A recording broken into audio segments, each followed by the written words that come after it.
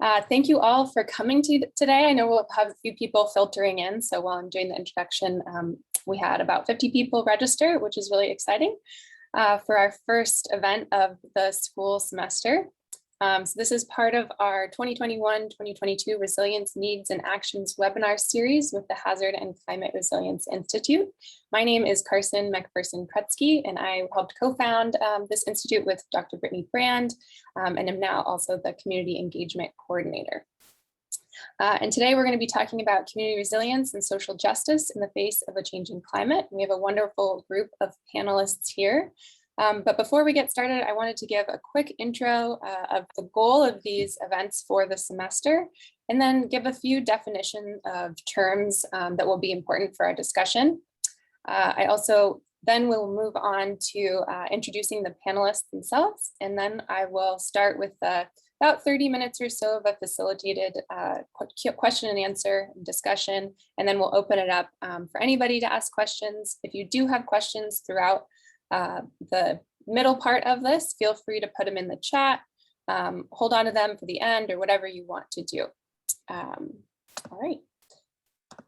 So the goals of these panels throughout the semester, they'll be held the third Thursday of the month, each month, and they are to connect across disciplines and sectors to learn about ongoing community resilience projects and local organizations who are working on resilience, to find out how university researchers and students can help support local efforts and information needs, and to also consider what actions we can take moving forward to build community resilience and actually start taking those steps.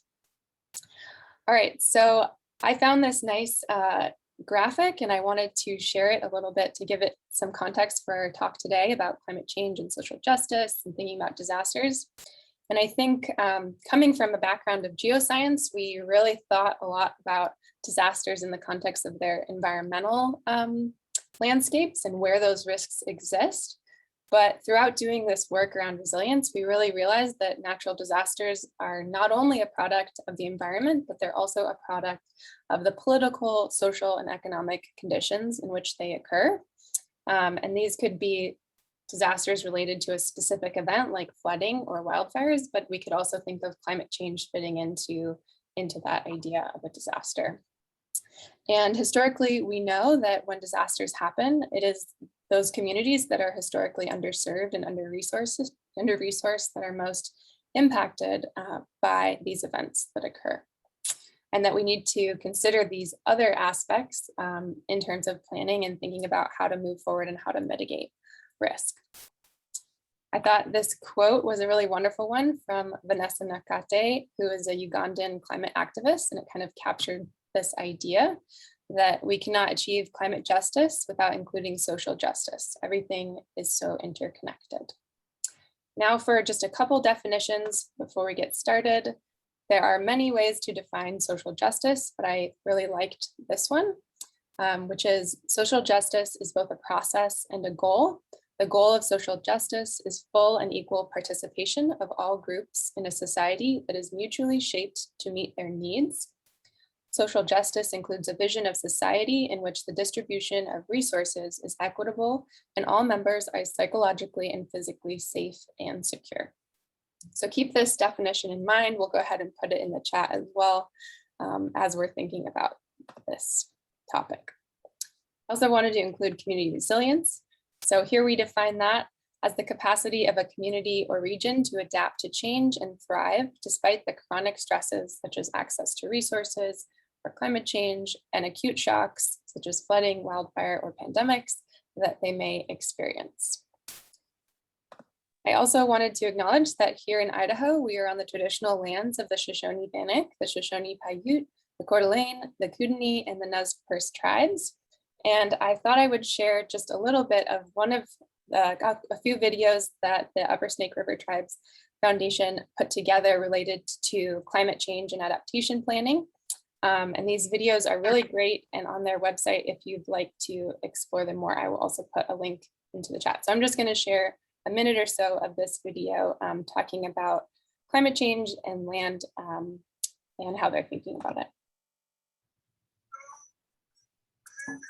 People do a lot of different things around here, from farming to ranching, maybe because of industrialization, capitalization, our jobs, our work, and we've more or less forgot about what we need to do as a tribe to bring all this back together. And everybody has the same idea, everyone has the same interest, but it's where do we reconnect that? Where do we bring everybody together? So you gotta find some commonality among them. And usually when that happens, it's usually we talk about the youth or we talk about how they use the resources. I'm sure they're hunters. I'm sure they're fishermen. So at some point, there is some commonality, and it's all, to me, based around water. And so that's why I always think water is like the lifeblood of everything, and you can't develop, you can't live without water. So I just wanted to quickly share that, but please head to their website to look at more of them, and they're really wonderful. All right, so now we're going to move on to introducing our panelists. So we're really excited to have Shanina Hicks and Alexis Baker from the Upper Snake River Tribes Foundation here. We also have Samantha Guerrero from Vision to See Resource Council and Allie Robinson from Jesse Tree. So I'm going to go ahead and stop sharing my screen and let them introduce themselves. So panelists, please take 2 to 3 minutes each to introduce yourself, your role, the kind of projects that you're working on, and what your organization does. So I will go ahead and stop sharing. We can go kind of in the order of these photos. Okay, hi guys, my name is Shanina Hicks. I am the Youth and Families Assistant Manager for the Upper Snake River Tribes nonprofit, and we just work with all 4 of our Youth CERT member tribes, who are the Duck Valley Indian Paiute Reservation, the Fort Hall Shoshone-Bannock Reservation, Burns Paiute, and then the Fort McDermott tribe. All right, my name is Alexis Baker. I also work for the Upper Snake River Tribes Foundation with Shanina. I am the environmental specialist. A lot of what I do is drafting technical comments for anything related to fish and wildlife hunting, gathering, cultural resources that can affect the tribes, and make sure that the tribes know different things that are going on, and then take direction from them on how they would like to proceed.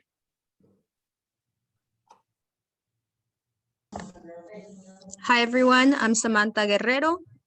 I'm the bilingual community organizer with the Idaho Organization of Resource Councils, and I work on ag and food campaigns. We have chapters in Port North Resource Council, and our newest chapter in Canyon County being Vision to See Resource Councils. What we're hoping to do is empower citizens around Idaho to make changes in their communities, and for also to be done in a manner that's inclusive and equitable, multi-generational and multicultural. And I'm Allie Robinson. I'm the executive director at Jesse Tree, and we are a nonprofit that provides rental assistance and supportive services to low-income tenants who are unable to pay their rent. We do a lot of work in eviction court with tenants. Most of the folks we work with are just low-income families from all kinds of different backgrounds across the Treasure Valley.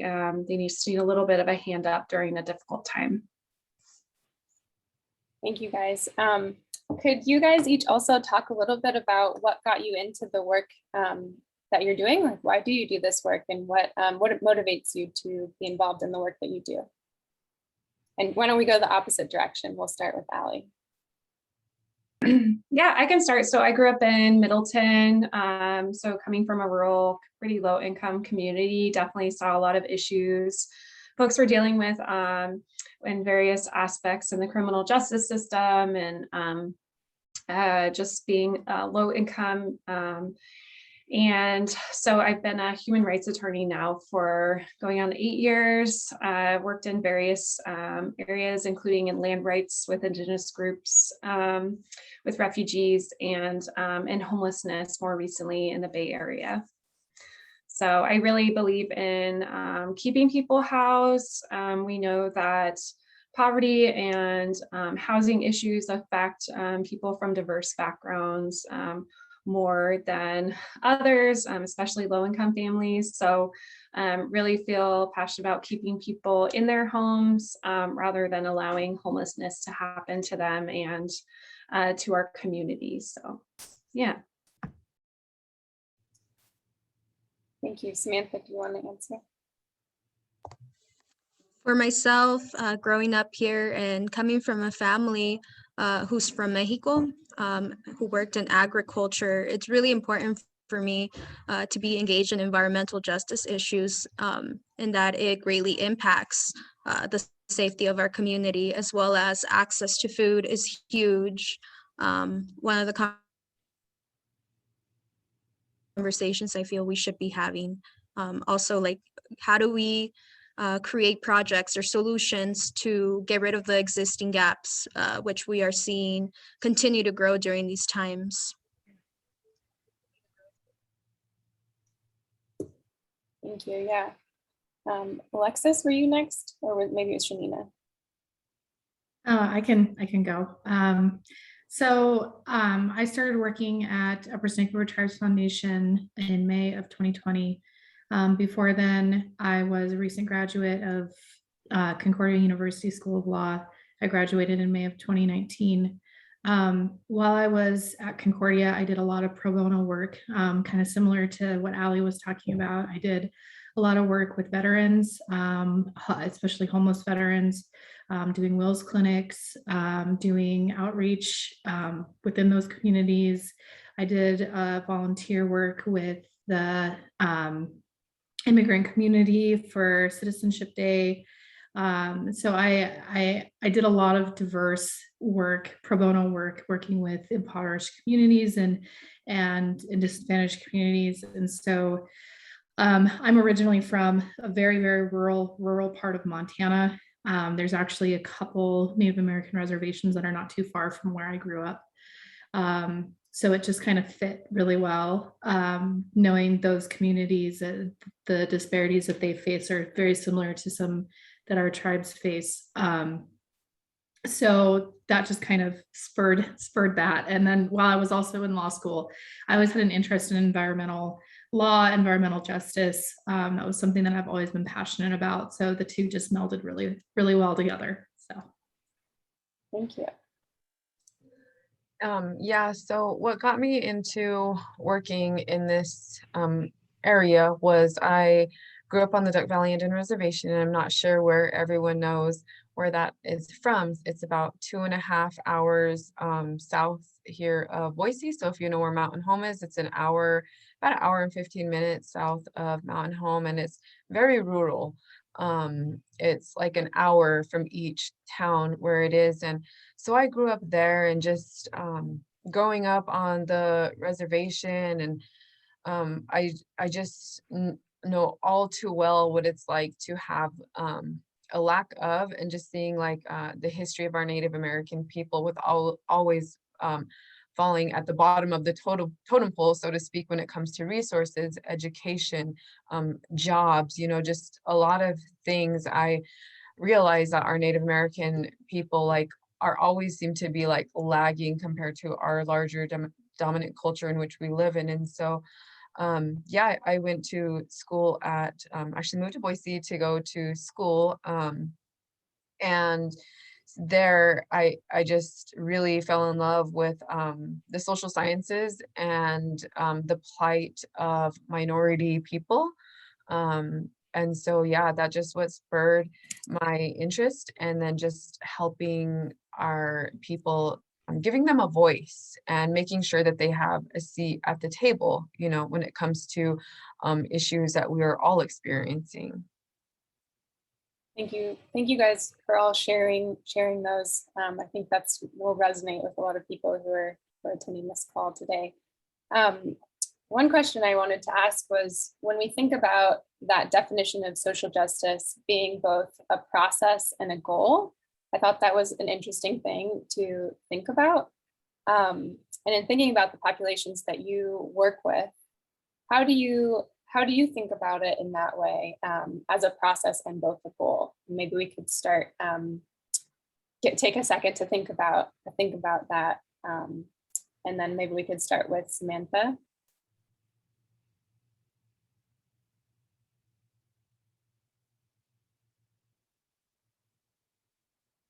When I think of the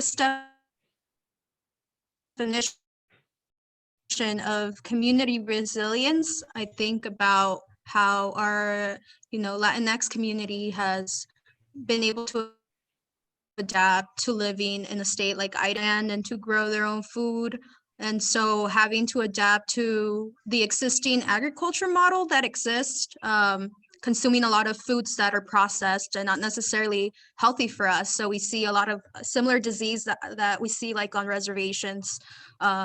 We see diabetes, and we see how, just having a lack of medical care is also contributing to the current pandemic.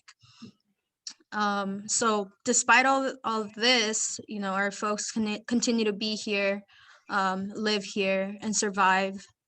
When it comes to how do we close the gap so they can be part of the community, when we look at policies in the state, I can't say that we are reflected in those policies.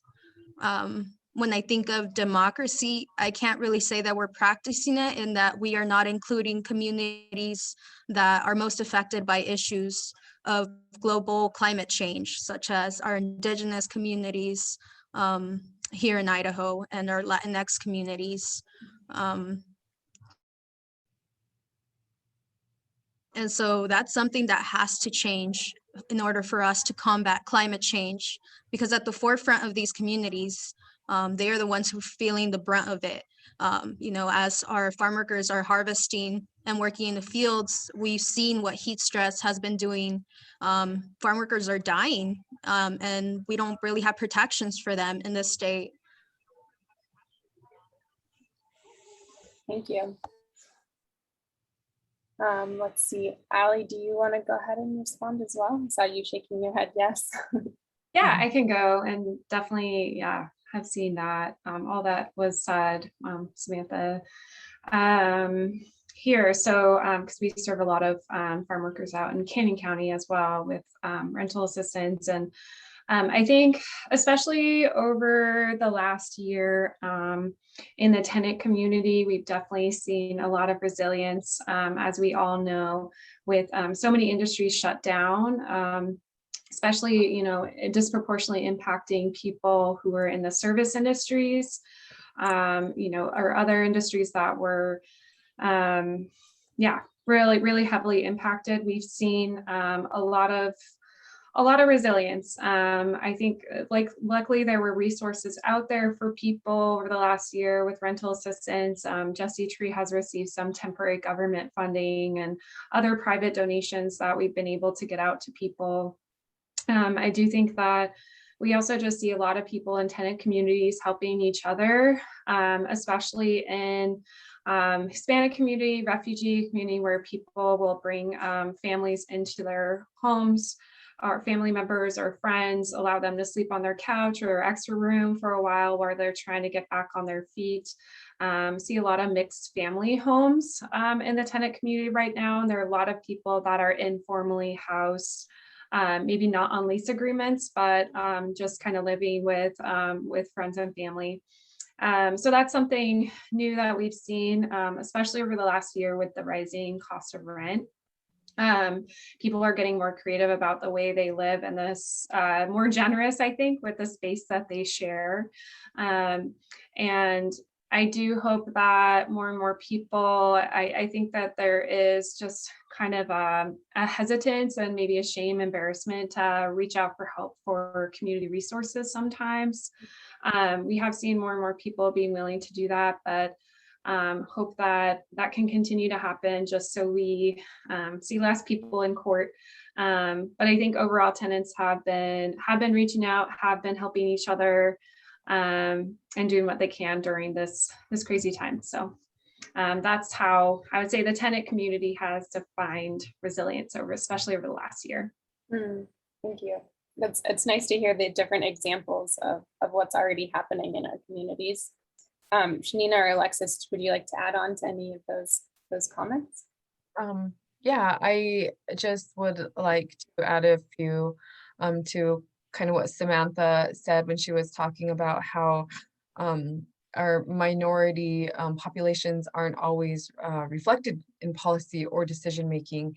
And, you know, social injustice can imply that everyone is deserving of economical, political, environmental rights. And I think it's a responsibility of the larger population and all of our responsibilities to make sure that those minority populations are included in the conversation, those decision-making processes, because a lot of the times I feel like our communities have been so oppressed that we're so used to our voices not being heard. So maybe sometimes we don't always get out there to make sure that our voice is heard. So I feel like it's part of everyone's responsibility to reach out to those communities and making sure that, and like reserving them for a seat at that table and making sure that like it's safe enough for them to make their voices heard. So yeah. Yeah, I think that's really important. And I think is now more on the forefront of people's minds. Luckily, I feel like it's starting to be better. And especially with the work that all of you are doing, you're starting to create those connections. Alexis, did you have anything you wanted to add to that?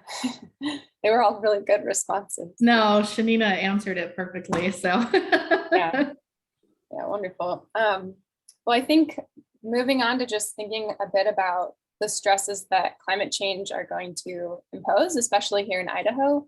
I was looking at the NOAA Idaho climate impact summary, and it said, since the beginning of the 21st century, average annual temperatures in Idaho have increased by 1.5 degrees and are continuing to increase, which means we're going to have more droughts, there's going to be more flooding, more wildfires and wildfire smoke, as we have already seen this summer and the last 2 summers. So I wonder if we could talk a little bit about how those specific impacts will be affecting the population, specifically the populations you serve, and what kinds of policies you think are needed to support those populations.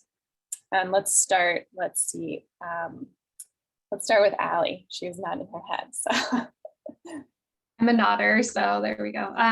Get called out for it. So no, so in the housing space, we definitely have seen especially a growth in our communities here in the Treasure Valley. And I think a lot of people, well, we know a lot of people are moving here, and quite a few of them are climate refugees, people moving from California. Maybe they're affected by wildfires, smoke, things like that. And, you know, Idaho doesn't have quite as much of an issue with that compared to other places. And so I think our community in particular will continue to see more growth in population, and policies that we need here to address that are, of course, to address climate change locally, which I think some local cities and are doing really well. But I also think we need to focus on developing more housing.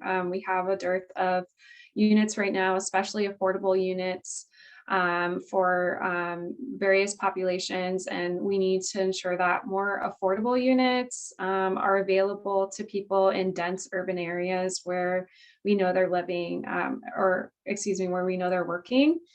Close to their work, so they don't have to drive from Canyon County or from Mountain Home. Right now, that's kind of more what we're seeing with the tenant population that we're serving, especially folks, as I mentioned, in the service industry. They're moving out to places like Melba, Kuna, Mountain Home, and then they're commuting into Boise. And we know that's not friendly to our climate, and also takes a lot of time and money, frankly, for those families. So we need to see more dense housing in city centers where people are actually working.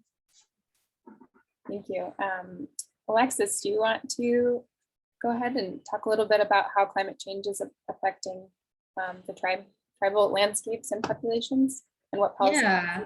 So one of the things that USERT does, continues to do, has done, is we do a lot of work on climate change.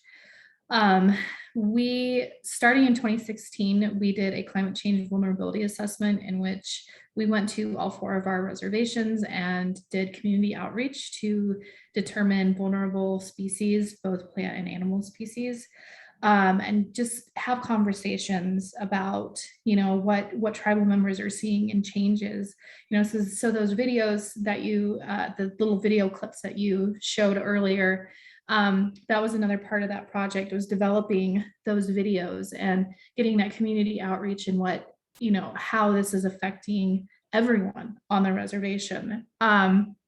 So in addition to the different projects that we've done and continue to do, we've done about 5 different projects. One that we have coming up that I've been working on and will continue to work on is actually putting together a tribal hazard mitigation plan. So when you think about how climate change is affecting us now and how we can help hopefully mitigate for that in the future, putting together a tribal hazard mitigation plan for all 4 of our reservations is really important, because part of that is identifying how our tribes are vulnerable to these natural disasters, and how and what different aspects can be vulnerable, such as buildings and traditional foods and plants, and vulnerable populations such as the elderly and our elders, and looking at, you know, medical care. Do we have efficient medical care? Are hospitals staffed? Do we need to expand EMS services? How is our police force doing? How are our fire crews doing? Do we have enough of that? Because part of putting together this mitigation plan is making sure that all parts of the community are talking to each other. We can identify how we're vulnerable, and then try to get projects together that can help mitigate for that, so that we're more resilient in the future. That's awesome. If people want to learn more about these projects, do you guys have a link you could put in the chat for people to? I can. I will get that while someone else answers. Great. Yeah, I think we just Samantha just got back on. So, but Shanina, did you want to follow up with that?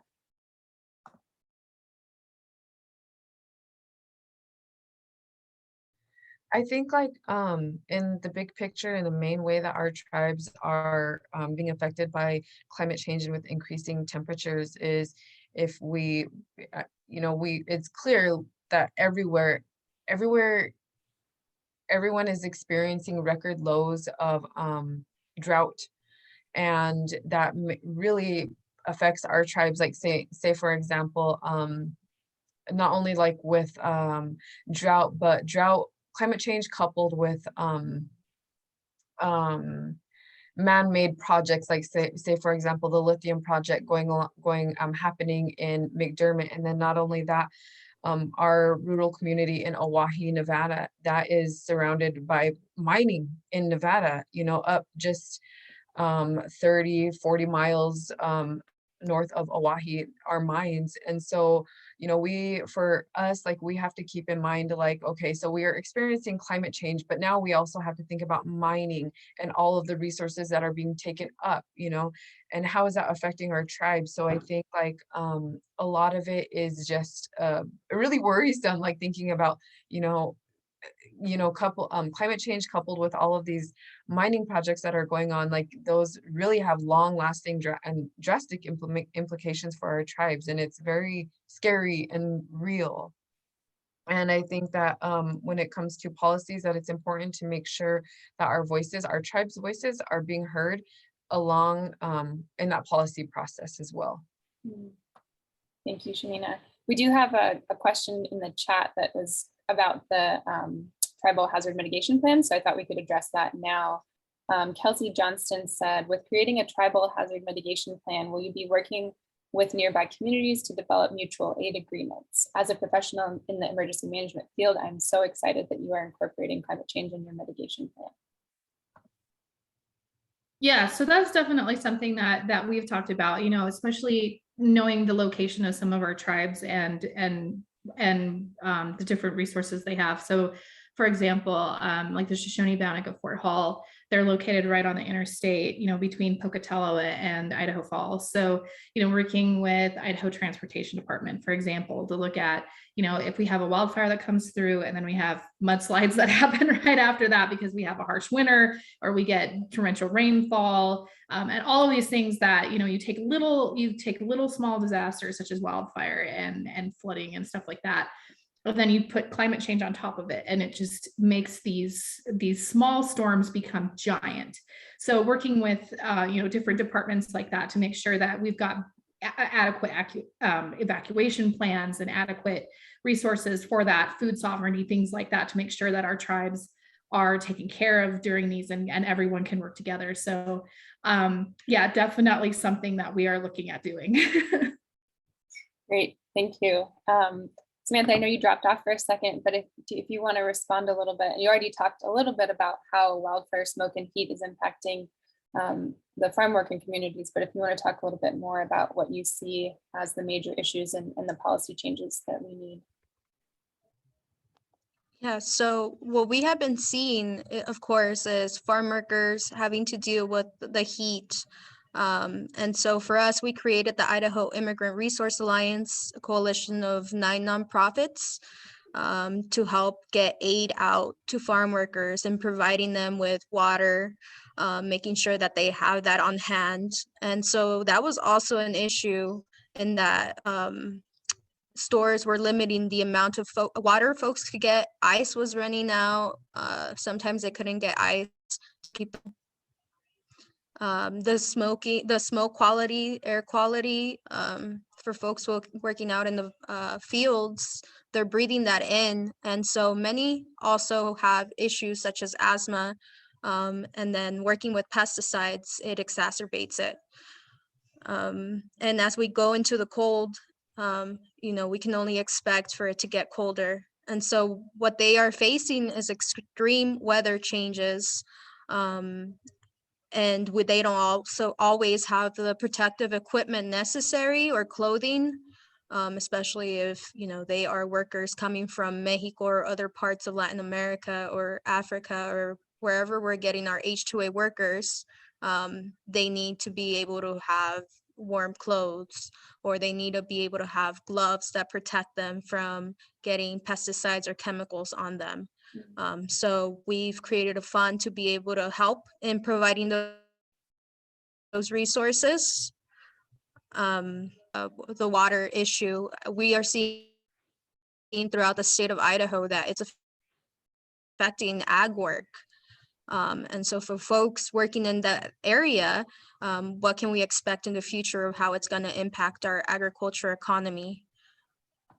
What we would like to see is more protections for farm workers, protections for our community.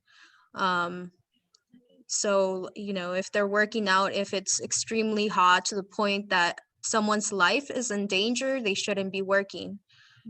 This season, we saw people waking up earlier to beat the heat, or working later in order to make the harvest work so food wouldn't go to waste. We had you're breaking up just a little bit. I think we're doing okay with your connection, but I just want to let you know there's a teeny bit of lag there. We did have a comment from Phoebe Hair Painter, who said, are you connected with Poder of Idaho at all?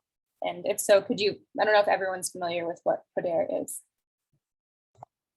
So Poder of Idaho is one of the few organizations in this state that represents our Latinx community, and is working to include our community in these policy changes. They were trying to do a bill called Manejando Sin Miedo, Drive Without Fear, to get driver's permits to our community, many who work in ag, who may be undocumented, yet are considered essential. And so that didn't move through our legislator.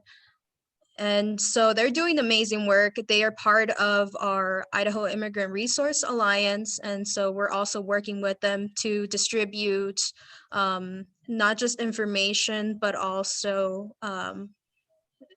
like PPE and funds that we have. Excellent. Samantha, if you wanted, I don't know if you have a link to that place to donate to the funds for gathering materials, but if you want to put that link in the chat, feel free. So I think talking all about this can feel very, very sad and depressing sometimes. So I wanted to kind of talk a little bit about your ideas on what we can do. And also because we are coming from a university, there's a lot of resources that we have, and we have really excellent students who are really excited about doing research, collecting data, helping to provide information that may help convince legislators that there are changes that are needed. So I would be curious to hear your thoughts on what kind of data and information is needed to start moving things forward. And if there's anyone who wants to start, feel free, or I can call on somebody.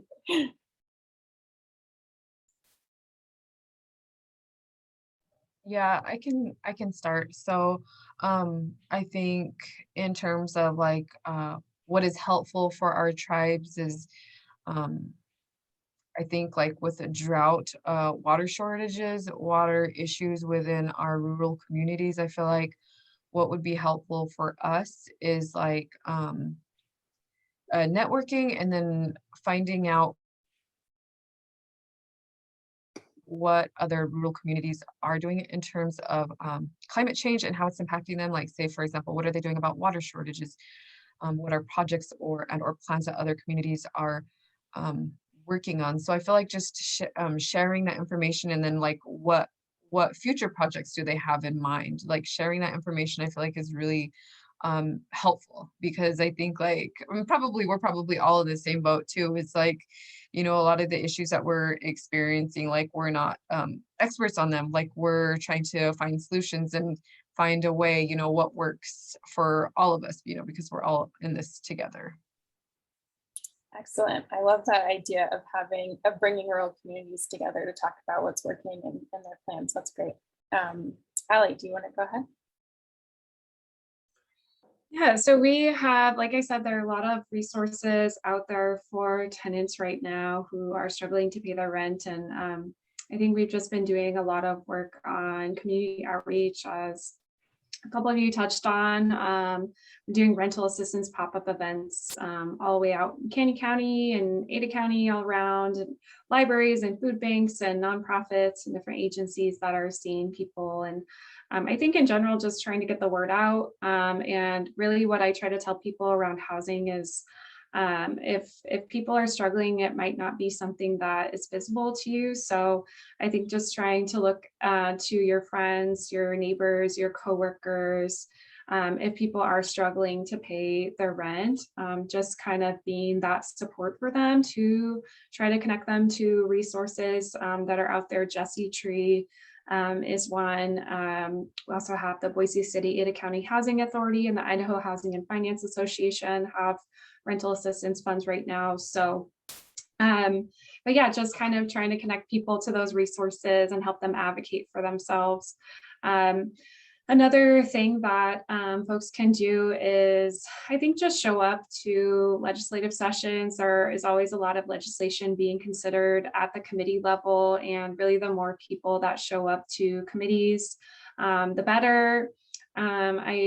As a legislator myself, wearing a different hat, we also get a ton of emails and phone calls from folks, and that really does make an impact and affect decision making. So just really want to encourage you all to continue to email, call your legislators, especially those who are representing you in your districts, about the issues that really matter to you.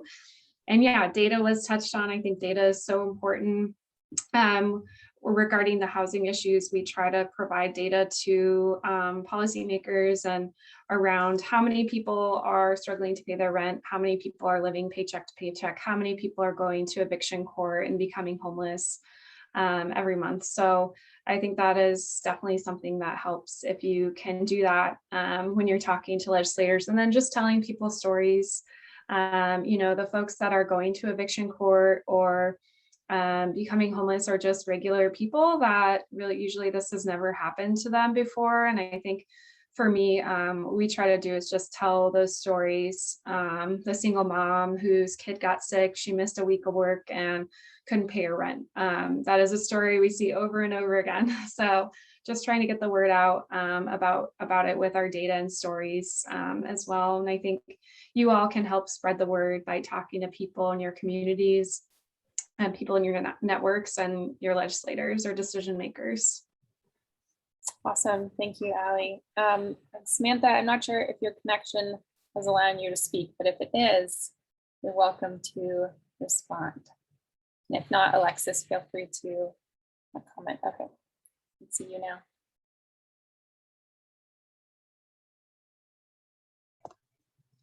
What was the question? Yeah, it was a while ago. The question was, so given that we need policy changes to support these different communities, what can we as a university, what kinds of data and information could we help provide, or what kinds of projects could students get involved in that you think could help move the needle in the right direction? Ooh, I think there's a lot of room for universities to collaborate with like nonprofits to collect data. I don't think that there's enough data on like what is happening in our Latinx community, so we can show how they are being impacted. Just like overall research is needed. We have seen at BSU that there was some research linking pesticide health or pesticides affecting the health of migrant women in farm work. Mm. And so that's a huge step in helping us with our organizing work on the ground, and that we get to show that it's how it's affecting women, our health and fertility, and the next generation of children. But also currently, like the Idaho Immigrant Resource Alliance is working with students at BSU to help with grants, so we can do more of our work, so we can have more resources to serve our community, because we are under-resourced. A lot of the work that we are doing is coming from funds from our community and funds from grants that we are applying for. So there's just isn't enough funding for our communities. Awesome. Yeah, I think students would be really excited to get involved in any of your organizations in the work that you're doing. Alexis, I don't know if you didn't respond to that one yet. Did you have anything you wanted to add? Yeah, I think one of the things that is helpful is at least with you, what USERT's work is bringing more awareness to it, awareness to some of the challenges our tribes face, because I think as I'm sure is similar with all of us in the work that we do, people don't know about it. They're not aware of issues that these communities face. Or maybe they think they know about it, but they don't really know about it. So having that awareness, and, you know, just like having a panel like this of being able to bring more awareness and have people be able to talk about, you know, these are real issues that our communities are facing and that we are trying to help solve these issues, I think is really important. So the more awareness and the more people know, I think the better.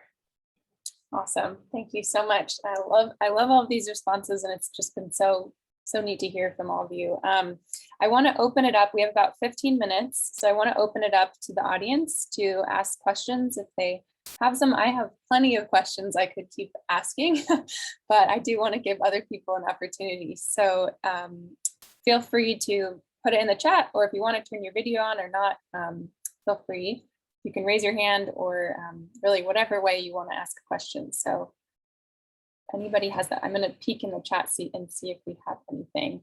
And in the meantime, panelists, if you want to add any links into the chat for how people can learn more about your organization, if you want to put your contact information, please feel free to do that so people can get in touch after, if you're open to that.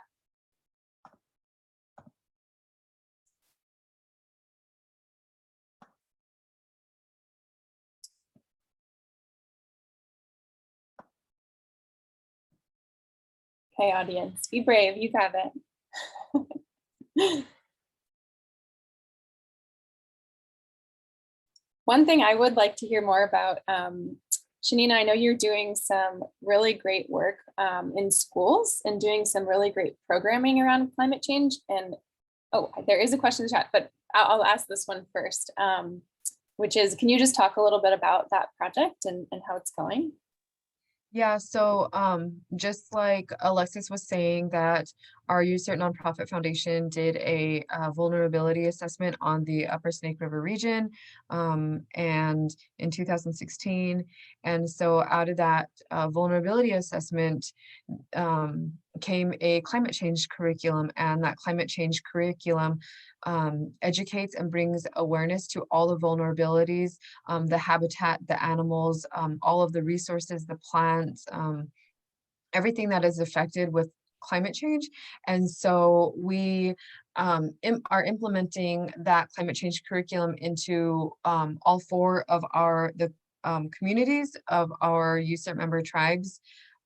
Except for one tribe, it's the Fort McDermott tribe. It's really hard to implement that curriculum into that tribe because it is so small and they have such a lack of resources, staff to teach the curriculum, just everything. So, you know, with the exception of that one, we're in the process of implementing our curriculum in all four of those our communities. And so far it's going really, really good. I think that our biggest challenge within the curriculum is like finding time and an audience to implement our curriculum to, and especially like with the school year, like with the kids having so much having to jump online, and then with COVID, we're not being able to go there and teach it in person like we would like to do. So we've just about a year now have put it in so it can be taught online.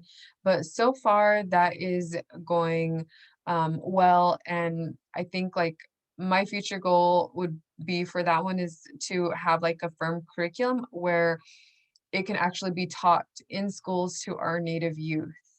And then also I would like to have like all of our tribal programs, like their land and natural resources programs, to all have an input and say on the projects they are working on in that curriculum that can be shared with like the whole community and then in schools. Just to be like really transparent, just to getting this information out there. And then like Alexis was saying, like making it known and bringing awareness and education is like probably one of the best things that we can do. So I feel like I want it to move really fast, but it, you know, I feel like with it takes a long time to bring change, you know, and I have to keep that in mind because sometimes we want change to happen like this and it doesn't always work like that. So just like trying to be patient with it all and with everyone, you know, that's a big key as well. Awesome. We had a follow-up that's related to this, and then I will go and ask another question, which was Allie Robinson said, so that's so excellent about the climate change curriculum. Do you include historic information on climate adaptation in that curriculum? Historic information, like Eric, maybe you could clarify if you're on here still. Let's see.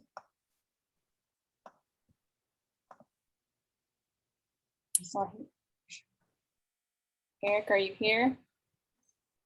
All right, well, we'll move on, and if he can clarify it, I can put it in. I think I can maybe clarify because I had a meeting with Eric just before this meeting, okay. Or maybe he's putting it in the chat. Archaeological and ethnohistoric data. So Eric is an archaeologist. Oh, okay. So much we haven't like included like the history of like our Native American people, like that kind of stuff. I haven't gone like so much into the history. Okay, I haven't gone so much into the history of like our Native American people, although our climate change curriculum is kind of broad. But so like when I'm teaching it to our Native American communities, like talking about like the plants and animals and stuff that are vulnerable. A lot of them are very important, and plants, like say for example, that we've used for medicinal purposes for a long time, a lot of those are very vulnerable and close to us, like because our Native American people, we have like a special, you know, connection with the land and the plants and the animals and stuff. So like it means so much. So like I really try to bring like our cultural aspect to those and talk to our students about like what we use, like say for a certain plant we used as like medicines, or like willows, you know, what we use like for cradle boards, which are people very much still use today. So yeah, I really tailor it to meet our Native American tribes, and that's also passing on like our culture to them too. So it's really a good thing. Thanks, Mina. We had a question from Susan Cleverly, who is an Idaho emergency manager. She says, do you have a pet project you would like to see funded? And I think that maybe is to everyone, but we only have a little bit of time left. So maybe we can just ask Samantha and Allie if you have any pet projects that you would love to see funded. At the moment, what we are working on is the Milpa project, which is we are growing corn, different varieties. We're hoping to do a project with it to increase, like I said, food accessibility, but also hopefully give the opportunity to farm workers to become farmers. You know, increasing land access, as well as just like funds to purchase whatever materials, but also pay for labor of folks to be able to do so. So that's one that we would love to see funded. Awesome. So Jesse Tree's mission and where all of our funding goes is very focused on financial assistance. Huge majority of our funding just goes to paying people's rent, but definitely a huge challenge for us is housing supply. So I don't think this would be us doing this, but somebody just mentioned in the chat using vacant office spaces for affordable housing, or yeah, old motels, hotels. A lot of other cities are rehabbing old buildings that have gone unused using American Rescue Plan Act dollars. So I'd like to see more of that done here locally pretty soon. And I think the city does have plans to do some of that coming up. So I'm excited for that. Because we can keep people in their homes, but if they do get evicted for whatever reason or have to move, we are seeing just so much urban sprawl, folks having to move way out because there's just not enough affordability here locally. So more of that would be great. Awesome. Let's see. Brittany had a follow-up question. So this might be our last question. We'll see if we have time. Do any of you have a favorite success story or case study you would like to share? The climate change curriculum is a great example.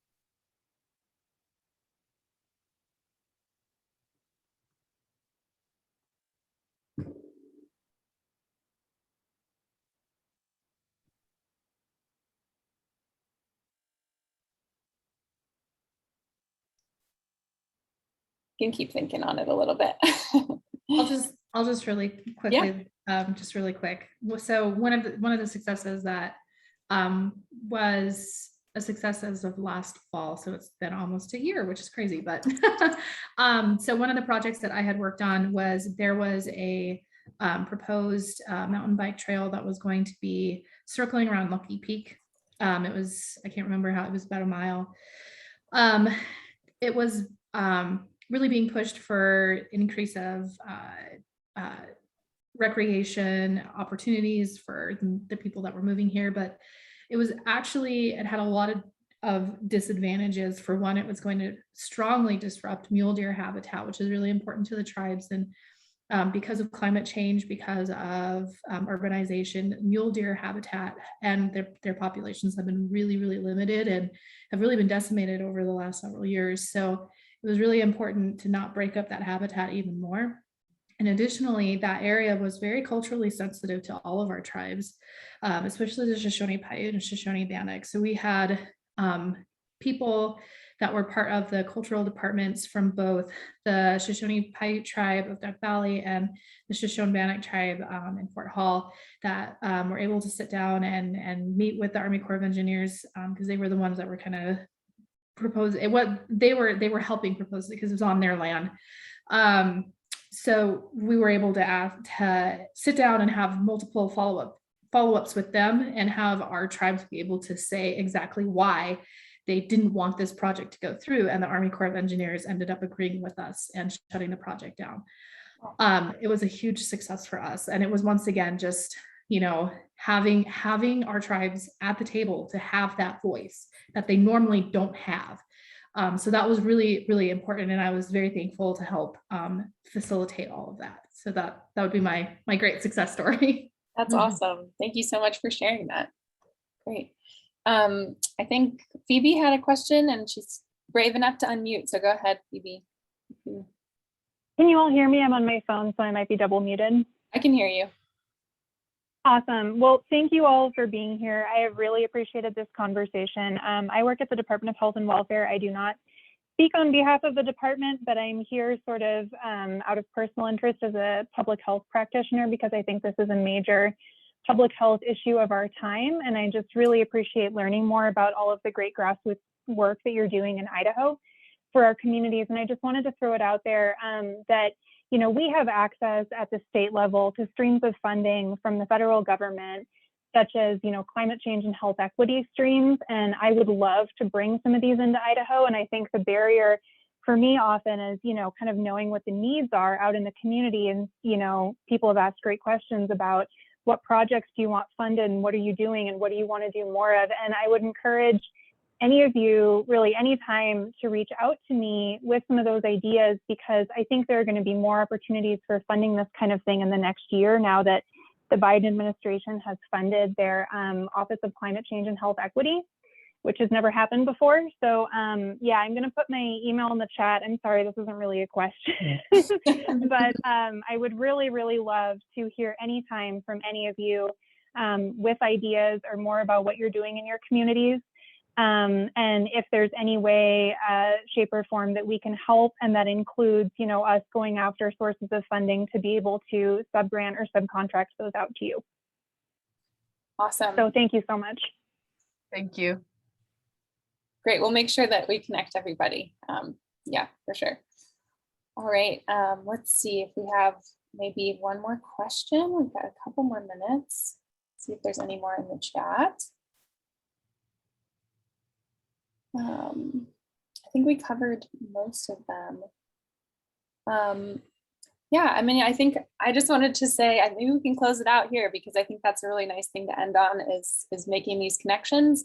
And again, that is the goal. One of the goals of these panels is to connect people with resources and other interested parties to help do the work that needs to be done here in Idaho to build local resilience. So I just want to thank, I know Samantha had to drop off a little bit early, but I really want to thank all of our panelists, Alexis, Shanina, Allie, and Samantha for being here today and sharing the work that you do. And hopefully we can have you come back over the next year and we can start figuring out what kinds of projects we can all get involved in. So thank you so much. And thanks everyone for coming, and feel free to pop any other links in the chat or contact info if you want to. Thanks everybody. Great, Thank you so much. And we'll post a recording of this online. So if anyone wants to see it later, they can do that.